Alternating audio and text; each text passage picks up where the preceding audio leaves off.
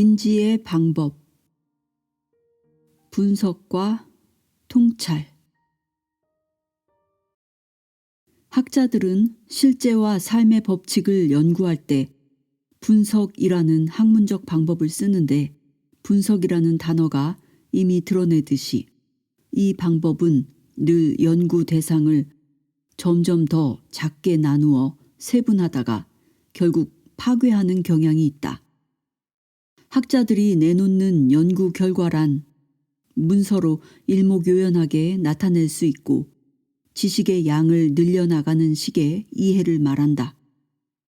반면 동양의 전통 문화와 원시, 샤먼 문화에 속한 사람들은 개인의 경험과 자신의 영혼을 지향하는 내면의 인식에 이르는 방법을 쓰며 거기서 나온 결과가 곧 삶의 지혜다. 인식을 위한 이 두 가지 방법은 서로 관계가 거의 없다고 알려졌다. 왜냐하면 학자들은 개인적 경험을 연구하는 일이 드물고 오히려 자신의 연구에 사적인 경험이나 주관을 가능한 한 배제하려고 하기 때문이다. 그런데 불과 몇 년 전 연구는 항상 관찰자와 관찰 대상과의 관계로 이루어지므로 개인의 사적 경험을 완전히 배제하기란 결코 불가능하다라는 결과가 나왔다. 나는 몇 년 전 사고 과정의 상이함을 내 개인적인 경험으로 뚜렷하게 알게 되었다. 아마존의 주술사와 함께 아마존 정글에 있는 성스러운 식물을 찾아 나선 때였다.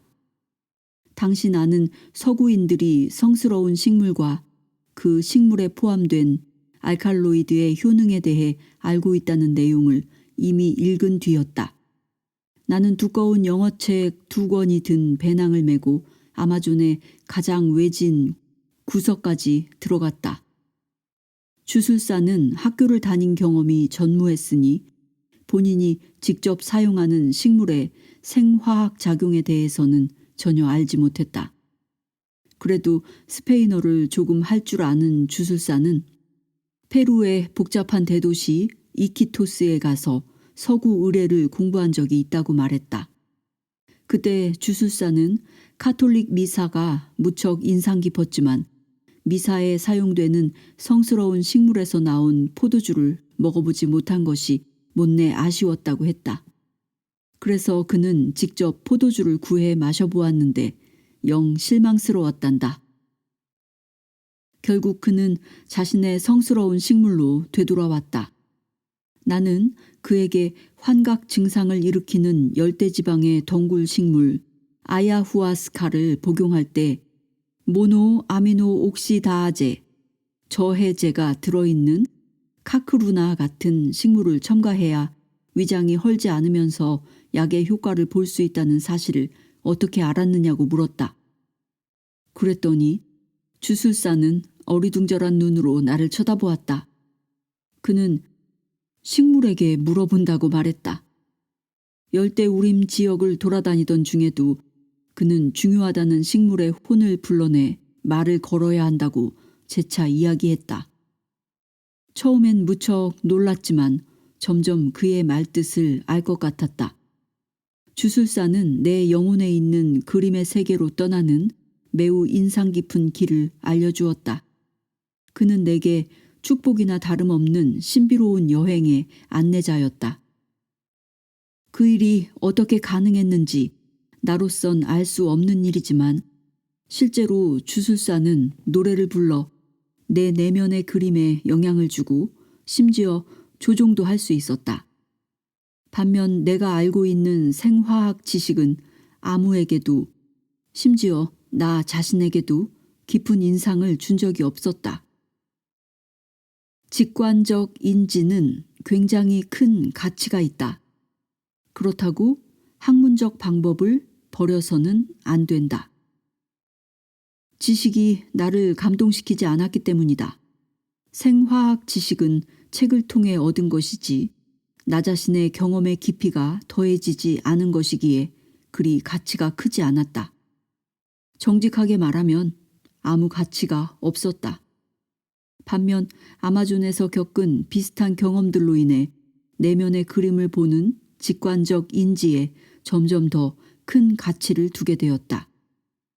물론 그렇다고 해서 나의 학문적 방법을 배척하는 것은 아니다.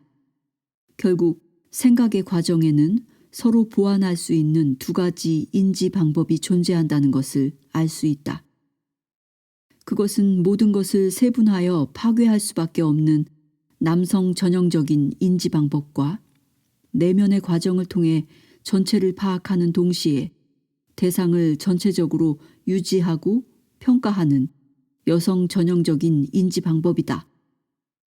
두 번째 방법이 일상생활에서 얼마나 중요한지는 다음 예에서 분명하게 알 수 있다.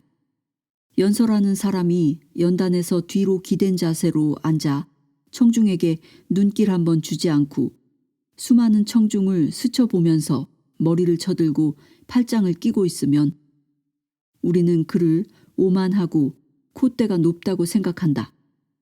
그런데 어떻게 해서 그런 생각이 드는 것일까? 이것을 학문적 방법으로 분석하고 세세히 뜯어본다고 가정해보자. 콧대가 높다고 생각되는 이유로 먼저 그의 코가 질타의 대상이 된다. 그래서 코끝에 있는 피부 세포를 조금 떼어내 슬라이드에 놓고 현미경으로 관찰해보지만 오만함의 흔적은 어디에서도 찾아볼 수 없다.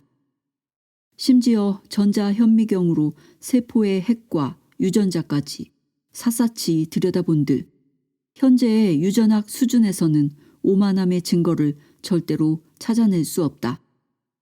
하지만 현실에서 어느 누구도 심지어 학자들조차 그런 터무니없는 미친 방법으로 오만함을 찾을 생각은 하지 않는다. 그런 경우 자동적으로 여성 전형적 방법인 전체를 조망하는 방법을 택한다. 우리는 연설자를 전체적으로 관찰한다. 우리가 받은 인상의 이미지를 하나하나 쌓아 오만함이라는 전체 그림 또는 모자이크를 형성해 간다. 오만함에는 팔짱을 낀 모습과 뒤로 기대 앉은 자세와 청중을 흘낏 쳐다보는 시선도 포함된다. 이런 인식 방법을 상징적이라 할 수도 있다. 상징하다의 어원인 그리스 동사 심발레이는 조립하다, 던져 모으다를 뜻한다. 실제로 우리는 각각의 인상을 한 곳에 모아 그 결과로 콧대 높음을 도출해내는 것이다. 반면 남성 전형적인 분석적 방법은 물론 악마적 방법과 상응한다고 볼 수 있다. 디아발레인이라는 동사는 두 개로 쪼개다, 나누다라는 뜻이다. 자연과학의 방법은 나누어 세분하는 과정을 모방하는 것이므로 악마적이 된다. 그리스도의 말에 따르면 악마는 이 세계의 주인이기에 자연과학적 방법이 이 세계에 잘 맞는다는 결론을 내릴 수 있다. 이 방법은 세부를 지향하는데 그 세부에는 앞서 말한 것처럼 악마가 숨어 있다. 세계는 상징적으로 그리고 악마적으로 관찰된다. 악마적 방법은 항상 세계 속으로 더 깊숙이 얽혀 들어가고 상징적 방법은 세계를 초월한다. 반대로 전체적인 조망으로 파악하는 여성 전형적 인식 방법은 세계를 초월하는 길로 우리를 인도한다. 내면의 그림 활용. 모든 결과는 자기 내면에 있는 꿈의 그림에서 도출된다. 내면의 그림을 활용하는 방법을 동양 또는 원시 문화에 속한 것으로 간주한다면 그것은 서양 문화를 제대로 평가하지 못한 것이다. 왜냐하면 서양 문화에도 이 인식 방법이 각인되어 있기 때문이다. 더욱이 자연과학은 상대적으로 생겨난 지 얼마 안 된 학문이다. 서양에서도 집을 짓는 사람이나 건축가의 의식 속에 집에 대한 그림이 그려져 있지 않으면 결코 집을 짓지 않았다. 역사적으로 중요한 학문적 성과도 연구자의 비전과 내면, 꿈의 그림에서 나온 경우가 드물지 않다. 알베르트 아인슈타인은 자신이 발견한 상대성 원리가 몸이 건조한 지능이 아니라 비전 덕택으로 생겨났음을 공공연하게 말했다. 독일 화학자 프리드리히 아우구스트 케쿨레는 당시 유기 화학계의 주요 난제였던 원자 구조에 대한 해답을 난로 앞에 앉아 잠시 조는 사이에 얻었다. 케쿨레의 꿈에 자기 꼬리를 물고 있는 뱀이 나타나 그를 비웃듯이 눈앞에서 빙글빙글 돌았다. 그는 잠에서 깬 뒤 그토록 오랫동안 찾았던 해답을 얻었다. 벤젠 구조의 비밀이 고리 구조에 있었던 것이다. 케쿨레의 꿈에 벤젠고리가 나타난 것을 기초로 이후 유기화학이 생겨났고 유기화학은 현대 양리학의 기초가 되었다. 또 DNA 구조의 발견으로 노벨상을 받은 제임스 왓슨과 프랜시스 크릭에 대해 오늘날 두 가지 사실이 알려져 있다. 그중 하나는 그들이 어느 한 여성학자에게서 결정적인 결과를 넘겨받았고 그녀의 이름은 묻혔다는 것. 그리고 두 번째는 저서 이중 나선에서 그들이 유희하듯 해답을 찾았다고 기술한 것이다. 아무튼 이 두 경우를 진지한 분석적 방법이라고 볼 수는 없다. 학문에서뿐만 아니라 역사에도 그와 같은 에피소드와 전설이 많다. 영국 항해사 프랜시스 드레이크는 스페인의 아르마다 무적 함대의 돛대 끝머리가 보일 때까지 잠을 자고 있다가 이어서 공놀이까지 했다. 그런데 그 공놀이가 제독들을 광기로 몰아넣었다. 공놀이를 마치고 각자의 배로 돌아간 제독들은 무적 함대를 완전히 무찔러버렸다. 또 프랑스의 정치 담당 주교 리슐리웨는 중요한 결정을 앞두고 늘 1시간씩 잠을 잤는데 그럼으로써 외부 조언자들을 배제하고 내면의 조언자에게 귀를 기울였던 것 같다. 고대 의학은 잠복기에 있는 질병에 대한 해답을 사원에서 취침함으로써 직접 내면에서 찾도록 했다. 다시 말해 환자의 의식 속에서 해답을 찾게 한 것이다. 환자는 내면으로 향하는 긴 준비를 한 뒤 꿈에서 아스클레피오스, 즉 의술의 신으로 아폴로와 코로니스의 아들을 말한다. 아스클레피오스의 입을 통해 직접 질병에 대한 해답을 듣기 위해 사원의 일정한 장소에서 일정한 시간에 잠을 잤다. 이 비교 제례에서 비롯된 의술은 여성의 극에 기초를 둔 내면의 그림으로 들어가는 방법이었다. 비교의 사제 또는 사제 의사가 치료를 구하는 환자에게서 내면의 그림을 불러일으키는 이 방법은 오늘날 명상 수행과 매우 비슷하다. 티벳 사람들에게는 애초에 내면과 외면의 그림 사이에 본질적인 차이가 전혀 존재하지 않는다. 그러므로 그들에게는 결국 모든 그림이 항상 내면에 존재한다. 이러한 이해 방식은 서구의 방법으로도 확증된다. 왜냐하면 우리 눈이 카메라와 같은 구조로 되어 있어서 외부의 현실 중 머릿속에 들어온 그림만 인지할 수 있기 때문이다. 말하자면 그림을 환산하고 전환하기 위해 항상 뇌가 필요한 것이다. 그리고 뇌가 내면에 있다는 사실은 당연하지 않은가? 눈은 빛의 자극만 인지할 뿐 그림은 인지하지 못한다. 빛의 자극은 안구 뒷부분에 있는 망막에서 전기 신호로 전환되어 시신경을 거쳐 시각 피질이라는 대뇌 피질 후두엽에 전달된다. 실제로 내면의 그림만 존재한다는 관점에서 볼 때 탄트라 불교 의례에서 시각화 작업을 매우 중요시하는 티벳 사람들이 옳다. 요즘 들어 내면의 그림과의 작업이 서구 의학에서도 인정을 받고 있다. 독일의 심리치료사이자 심리분석가인 한스카를 로이너는 그 작업을 마치 자신이 발견한 것인 양 내세우면서 카타티메스 빌더레벤이라는 용어로 만들어 서구 학교의학에서 한 자리를 확보했지만 이는 모든 샤먼 전통에서 수천 년 전부터 있었고 또 대학에서 다루는 의학 외 분야, 예를 들면 우리가 운영하는 치료센터 등에서도 이미 오래전부터 적용해온 방법이다. 어쨌든 그는 학교의학에서 인정을 받아냈다. 미국 심리학자 칼 사이먼턴은 내면의 그림이 얼마나 결정적일 수 있는지를 더블 블라인드, 즉 실험 대상자와 의사 양측이 다 누구에게 약이 투여되는지 모르는 양리 심리학 실험 방법을 말한다.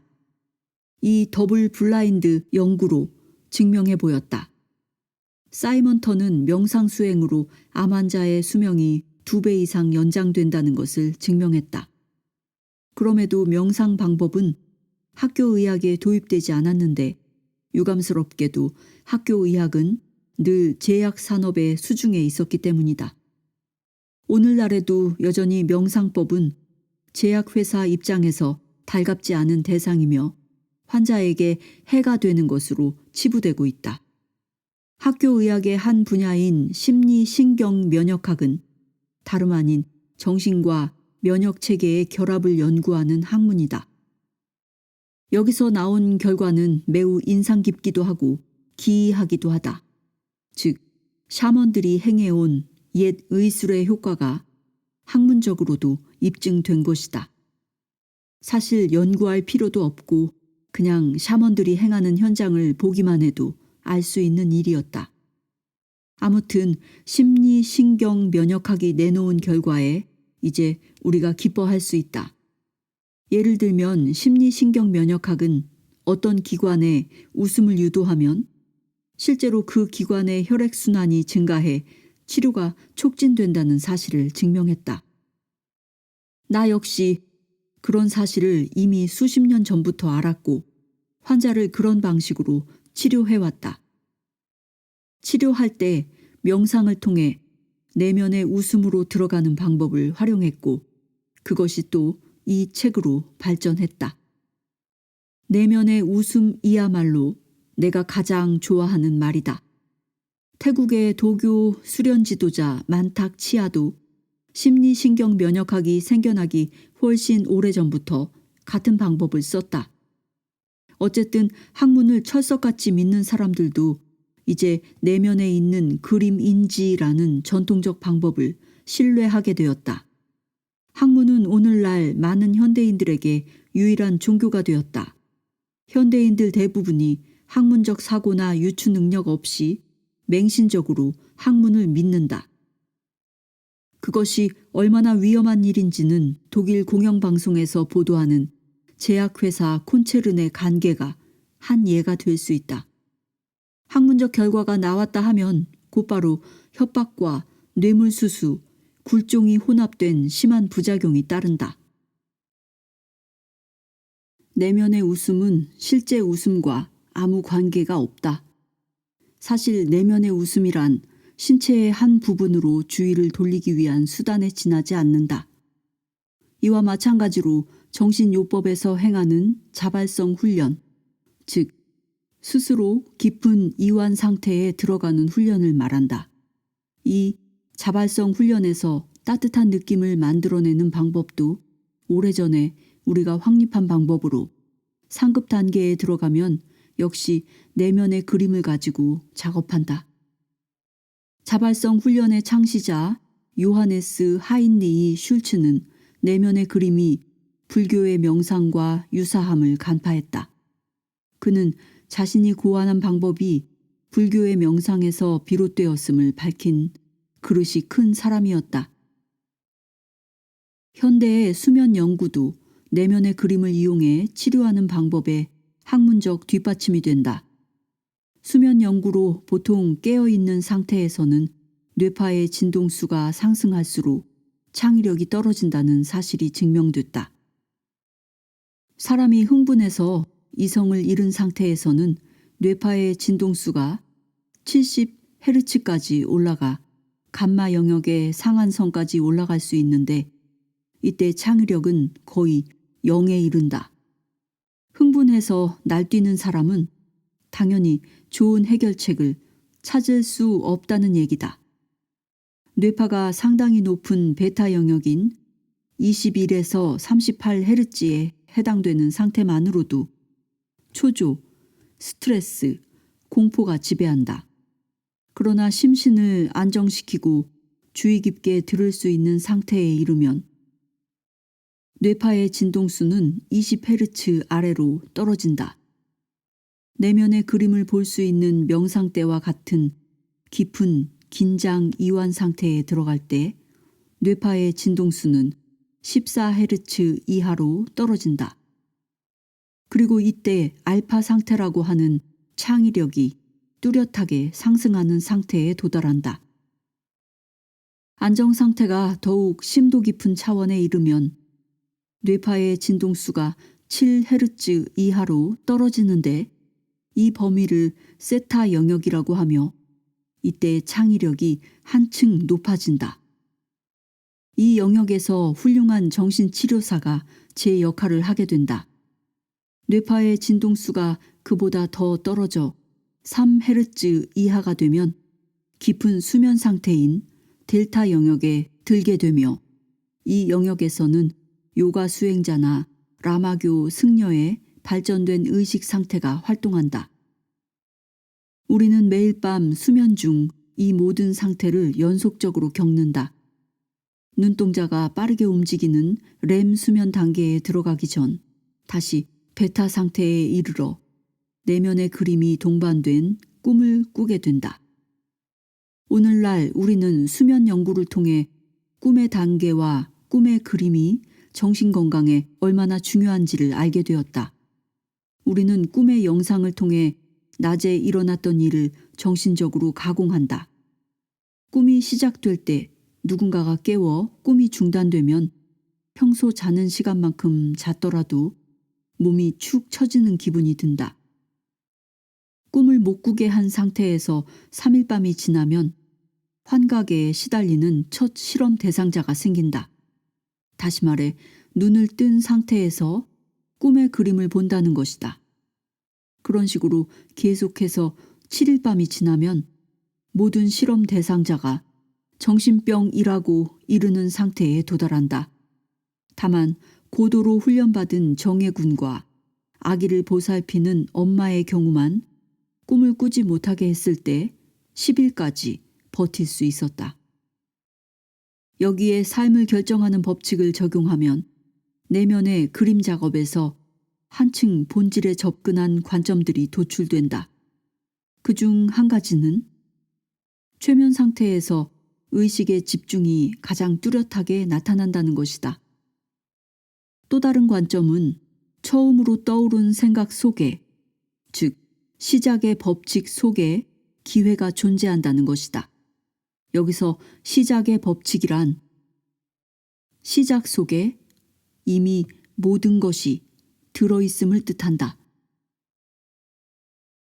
최면, 의식의 집중.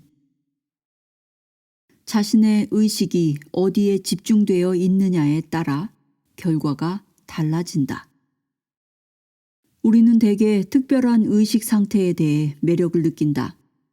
그래서 원시적으로 사는 사람들이 의식을 고도로 집중한 상태에서 창으로 뺨을 뚫고 불타는 석탄 위에서 춤을 추는 행위나 인도의 탁발승이 하는 기묘한 행위를 보고 감탄한다.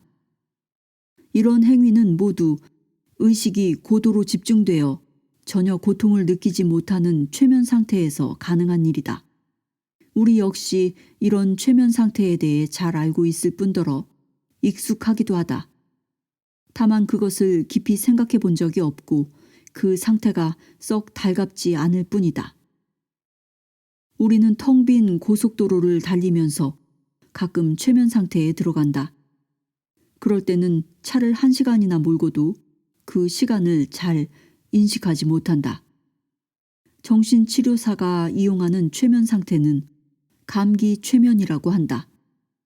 하는 일이 꽉 막히고 넌더리가 나고 더 이상 아이디어가 떠오르지 않을 때 필요한 것은 단 한 가지, 흥미진진한 영화를 보는 것이다. 그러면 어느새 답답했던 기분이 사라진다. 영화 장면에 집중하자마자 의식이 코감기로 꽉 막힌 듯한 상태에서 신나고 마음이 열리고 긴장감으로 또렷해진 상태로 바뀐다. 영화, 콘서트, 연극, 대화, 그리고 이 외에도 마음을 사로잡고 생각을 집중하게 만드는 일은 많다. 그렇게 함으로써 코감기와 같은 현상이 사라지면서 기도가 다시 열려 숨쉬기와 생각이 술술 풀린다. 이때가 육체적으로 나타나는 증상이 의식 상태에 달려있음을 뚜렷하게 체험하는 순간이다. 서구에서는 최면을 치료법의 한 형태 또는 쇼의 막간극쯤으로 여긴다. 나는 개인적으로 치료를 목적으로 최면을 이용해 환자의 의식을 차단하는 방법이 적절치 않다고 생각한다. 치료가 목적이라면 더욱 의식이 필요하다고 본다. 그리고 의식의 기능과 다양한 의식의 차원을 이해하는 데는 최면이 가장 적합하다. 나는 최면나라라는 오래된 쇼에서 최면 연극이라는 참으로 인상적인 현상을 본 적이 있다.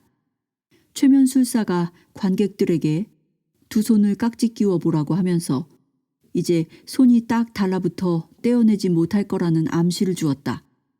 그러고 나서 손을 떼어보라고 하자 거의 모든 관객이 쉽게 손을 떼어냈다. 하지만 극소수는 깍지 낀 손을 풀지 못했다. 최면술사가 그들을 무대 위로 올라오라고 한 뒤 그들에게 일상생활과 동떨어진 무척 기이한 일을 할 것이라는 암시를 주었다. 그리고 각자에게 특정한 행동을 지시하면서 음악을 한 소절씩 들려주고 그들을 관객석으로 돌려보냈다. 이제 남은 일은 곡 전체를 연주하는 것이었다. 최면술사의 모르모트가 된 사람들은 음악이 흐르는 도중 자신이 앞서 들었던 선율이 흐르자마자 무대 위로 기어오르더니 최면술사가 주문한 행위를 했다. 한 부인은 큰 소리로 아리아를 불렀다.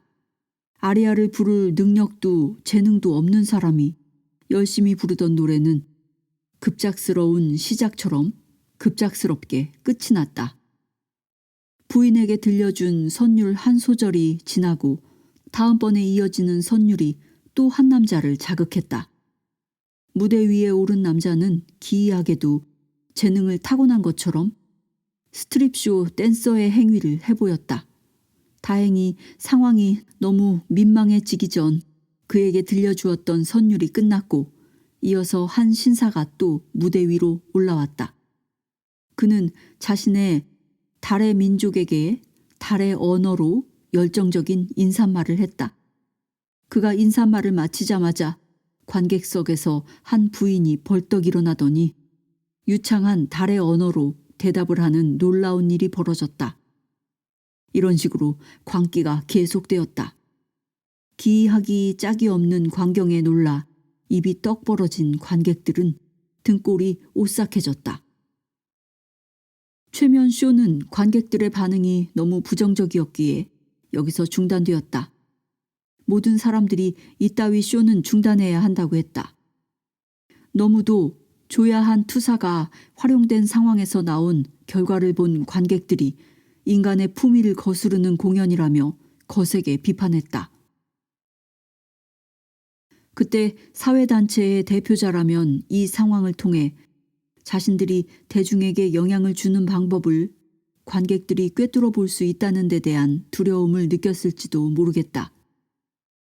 사실 이 쇼는 사람을 조종하는 일이 얼마나 쉽고 얼마나 빠르게 원격 조종 프로그램으로 사주할 수 있는지를 보여준다. 사람은 조종당할 때 자신에게 일어나는 일을 전혀 알지 못한다. 최면술사가 암시를 줄 때 지시한 임무에 대한 기억을 지워버리는 이른바 최면 이전 상태로 돌아가라는 명령을 내리기 때문이다. 이것을 객관적으로 요약하면 이렇다. 우리 모두는 전혀 알지 못하는 프로그램으로 가득 채워진 존재일 텐데 그 사실을 거의 인식하지 못한다. 대부분은 전혀 짐작도 하지 못한다. 물론 앞서 묘사한 최면쇼 같은 프로그램에서는 처음에 적합 테스트에 합격한 극소수만이 최면에 걸려들었다. 하지만 우리 모두가 이런저런 종류의 최면에 영향을 받을 수 있다. 오늘날 발달 심리학자들은 대부분 삶을 결정하는 프로그램 교육이 대체로 4살 말쯤에 끝난다고 본다. 그것은 삶의 시작이 얼마나 중요한지, 그리고 또래 집단을 이루는 나이가 되기 이전에 부모의 역할이 얼마나 결정적인지를 알려준다. 시작이라는 놀라운 마법에 대해서는 나중에 더 자세하게 다룰 것이다. 나는 최면 교육을 받을 때 전형적이면서 인상 깊은 최면극을 경험한 적이 있다. 한 여성 실험 대상자가 손에 뜨거운 석탄을 받을 것이라는 암시를 받았다. 그러나 그녀가 실제로 받은 것은 차가운 감자였다. 그런데도 그녀의 손에 감자를 올려놓자마자 그녀는 비명을 지르며 얼른 감자를 떨어뜨렸다. 손에는 불에 댄 물집이 생겼다. 의사인 나는 이 수수께끼를 제법 잘 풀 수 있었다. 이 현상은 육체를 넘어서는 의식의 우세함을 아주 뚜렷하게 보여주는 예다. 이어서 그보다 훨씬 더 신기한 상황이 발생했다. 한 여성 실험 대상자가 자신이 사막에서 길을 잃은 지 벌써 3일째인데 이제 물이 바닥이 났다는 암시를 받았다. 그리고 그녀에게 화장실에서 소변을 보게 했더니 진한 노란색의 농도 짙은 소변 몇 방울을 짜냈다. 바로 이어서 그녀에게 구원을 암시해주며 이제 오아시스에 도착해 깨끗하고 신선한 물을 몇 리터 마셨다고 얘기했다. 그러자 그녀는 시원하게 많은 양의 소변을 보았는데 농도가 낮아 마치 물같이 깨끗했다. 어떻게 그토록 짧은 시간 내에 신장에서 생리학적으로 그런 일이 일어날 수 있는지는 지금도 수수께끼다. 아마도 신체에는 생리학을 넘어서는 의식 차원과 관련된 더 높은 수준의 논리가 존재하는 것 같다. 또 다른 실험에서는 대학 교육을 받은 여성 실험 대상자에게 과제를 주었다. 바닥에 신문지를 깔고 그 위에 서서 어떤 일이 일어나더라도 신문지를 벗어나선 안 된다고 했다. 이어서 그녀에게 암시를 걸었다는 사실을 지워버렸다. 신문지 위에서 떠나지 말라고 하는 실험은 다른 대상자들에게도 계속 시도했지만 모두 실패로 돌아갔다. 처음 실험 대상자들은 신문지 위에 서 있어야 하는 이유가 어느 정도 논리적이라고 생각했다. 하지만 시간이 지나면서 그 이유가 점점 이상해졌고 결국 자신이 받은 교육 정도에 비추어 볼 때 이를 받아들일 수 없다는 말이 나왔다. 합리화는 대부분 상상 이상으로 삶의 많은 부분을 규정한다. 대다수 사람들은 태어나서 최초 4년 내에 이식된 프로그램에 대해 인식하지 못한 채 그것을 그냥 따르기 때문에 합리화와 투사 경향이 크다.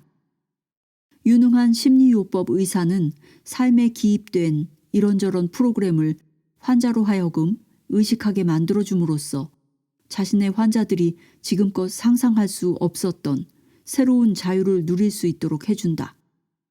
그리스 아르메니아 출신의 비교도이자 작가, 안무자, 작곡가인 게오그레스 구르지예프는 이 상황을 다음과 같이 요약했다. 인류는 거의 모든 사람들이 깊이 잠들어 생생한 꿈을 꾸고 있는 커다란 침실에 비유할 수 있다. 그들은 물론 꿈속에서 자신이 깨어있다고 생각한다.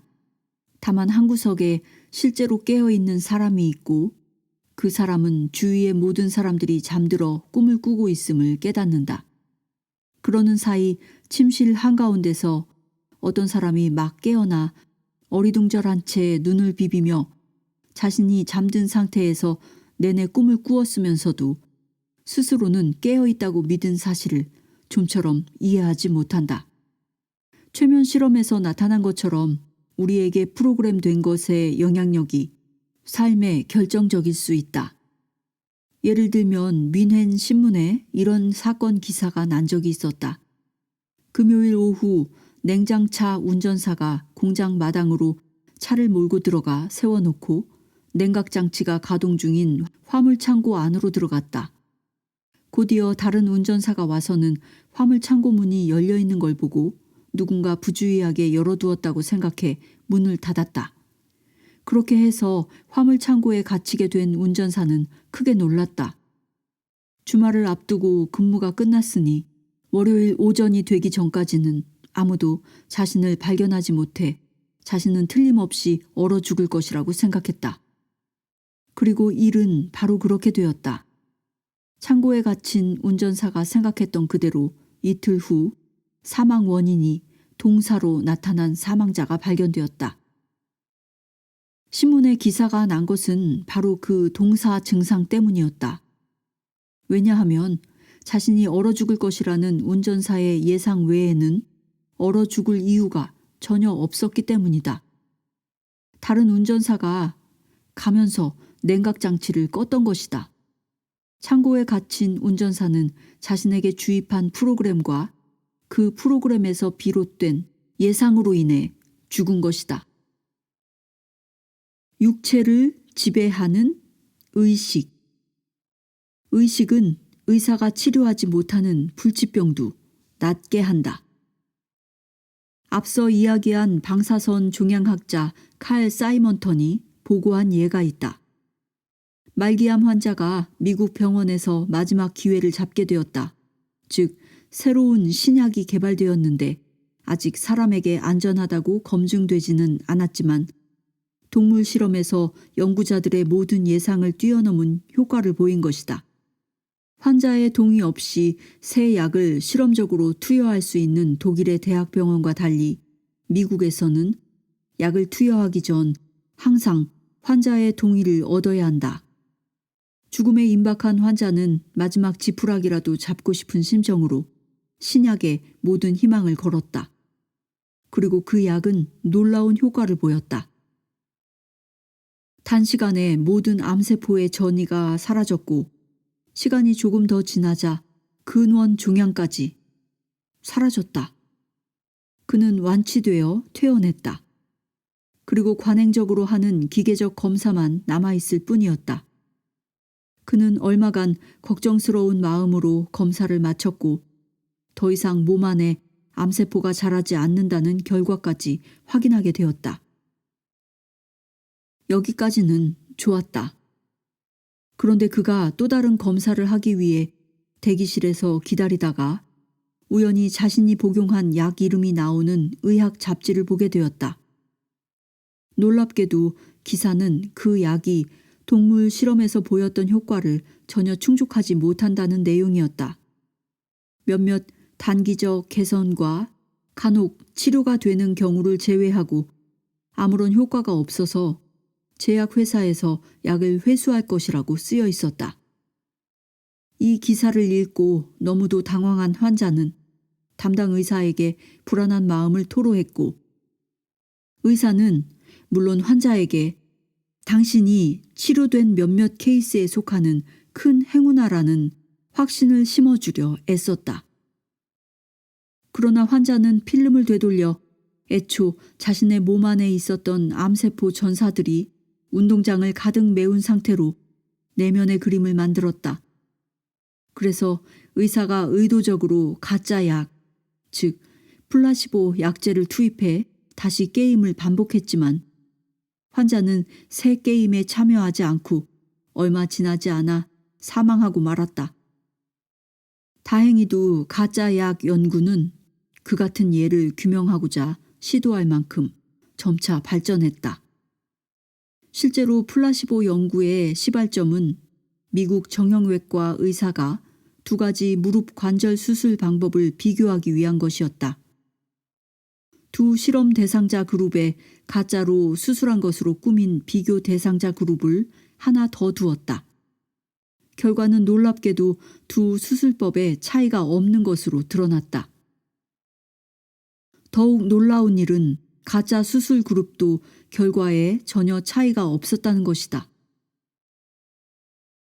달리 말해 가짜 수술로도 진짜 수술과 똑같이 성공적 결과가 나온 것이다.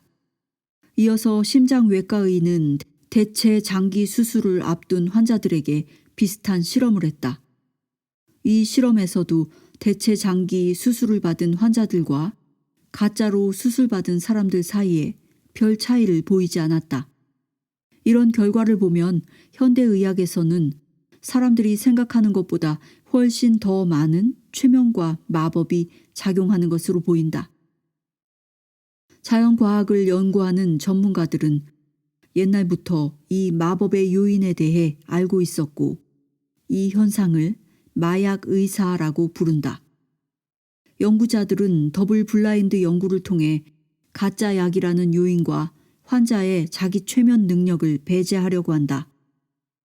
환자와 의사 모두 전혀 정보를 모르는 상태에서 진행되는 더블 블라인드 연구는 엄격한 사전 기준에 따라 기계적으로 진행되는 분야로 의심의 여지가 가장 적은 외과를 비롯한 모든 의학 분야에서 심리작용의 뛰어난 영향에 대한 최고의 증명을 내보인다.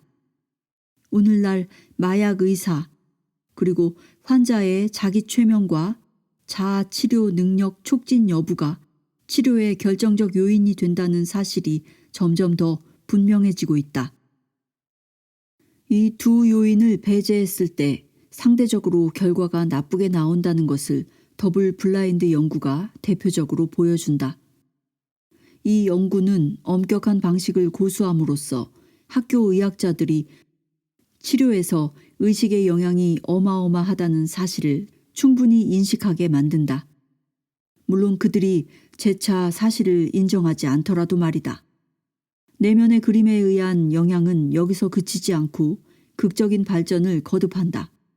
미국 내과의사 레리 도시는 심장병 말기 단계에서 고통받는 환자들을 두 그룹으로 나누었다. 그리고 한 그룹의 환자들에게 이름과 생년월일을 적게 한 다음 환자들에게는 알리지 않은 상태에서 그것을 기도회에 전달했다. 그때부터 기도회 사람들은 전혀 모르는 환자들을 위해 매일 기도를 했다. 얼마간 시간이 흐른 뒤 두 그룹은 엄청난 차이를 보였다. 매일 기도한 환자 그룹에서 합병증과 사망 건수가 현저하게 줄어든 것이다. 이는 통계적으로 전혀 예기치 못한 일이자 설명할 수도 없는 결과였다. 그 결과는 완전히 낯선 사람들이 하는 치료 기대와 축복 기원도 에너지론적으로 질병 치료 과정에 중요한 영향을 준다는 뜻이다. 달리 말하면 기도가 실제로 치료를 돕는 작용을 한다는 것이다. 이것이 신앙을 가진 사람에게는 당연한 일이겠지만 학문적으로도 증명이 된 셈이다. 하지만 유감스럽게도 이 연구 결과가 현대의학과 제약업계에 도입되진 못했다. 그 이유는 환자들이 생각하는 것보다 제약산업이 훨씬 더 강력하게 의사들을 장악하고 있기 때문일 것이다. 그래서 자연스럽게 의존성과 두려움과 나쁜 양심으로 버무려진 안정된 체계가 생겨나는데 그 체계는 환자의 복지는 조금도 상관하지 않을 뿐더러 사실 의사들에게도 전혀 도움이 되지 않는다. 그 체계가 갑자기 백일하에 드러나서 붕괴되면 결과는 지금의 리먼 브라더스 사태와 같은 은행 파산과 비교해 조금도 나을 게 없을 것이다. 그런 일이 일어난 후에야 왜 사전에 좀 더 관리를 잘하지 못했을까라는 말이 나올 게 뻔하다. 여하튼 학문적 입장에서 볼 때도 기도는 사람을 건강하게 만들고 건강을 유지하게 만드는 것이 분명하다. 의식이 기계에 미치는 영향. 의식은 기계에도 영향을 미친다. 한때 미국 학자들이 결과가 놀랍기 그지없는 실험을 했다. 우리가 지금껏 가지고 있는 세계상을 깨트리는 실험이었다. 동물 행동학자 콘나트 로렌츠의 말을 빌리면 실험자들이 방금 알을 깨고 나온 새끼 거위들에게 세상에서 첫 대면을 하는 존재로 어미 대신 조그만 로봇을 보여주었다. 혼자 돌아다니며 잔디를 깎는 기계와 비슷한 로봇이었다. 직사각형 구역에서 정확히 한가운데 세워둔 로봇이 통계적인 개연성에 따라 규칙적으로 움직이기 시작했다.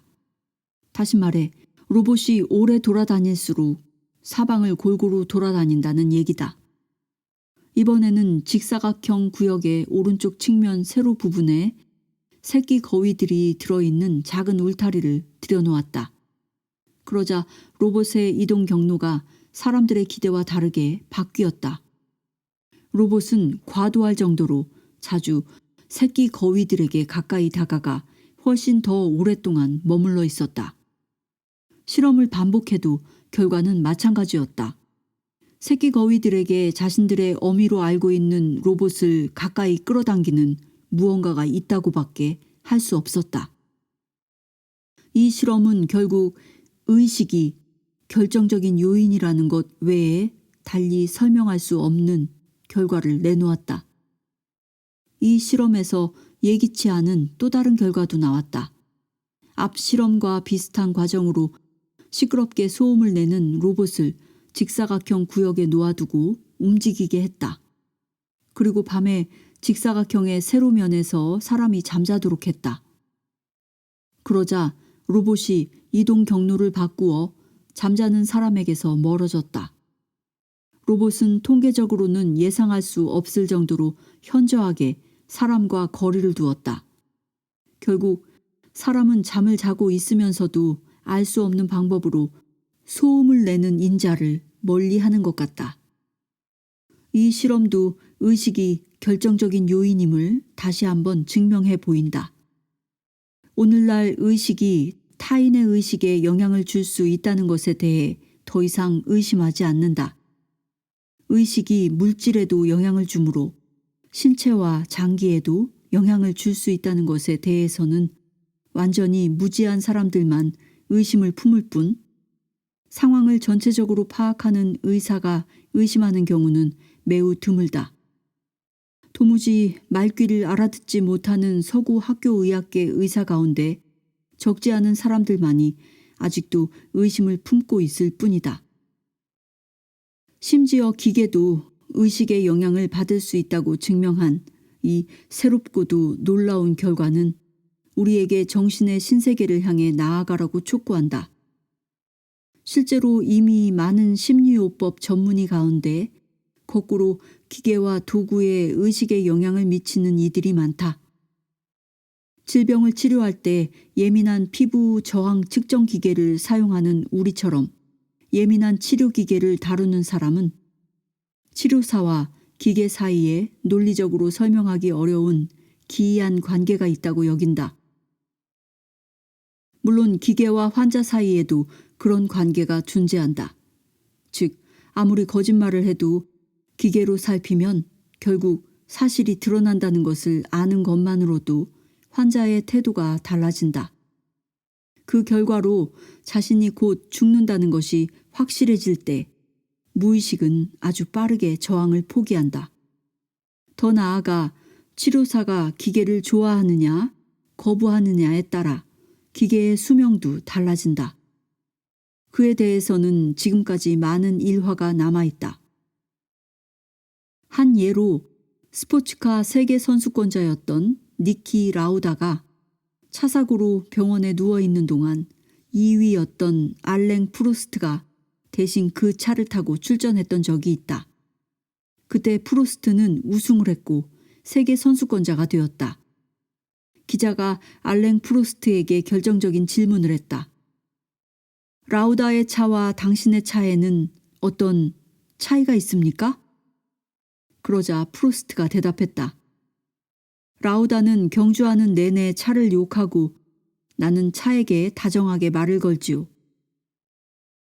컴퓨터를 사용하는 사람이라면 가끔 컴퓨터와 자신 사이에 뭔가 합리적으로는 설명할 수 없는 일이 일어나는 것 같은 느낌을 누구나 경험했을 것이다.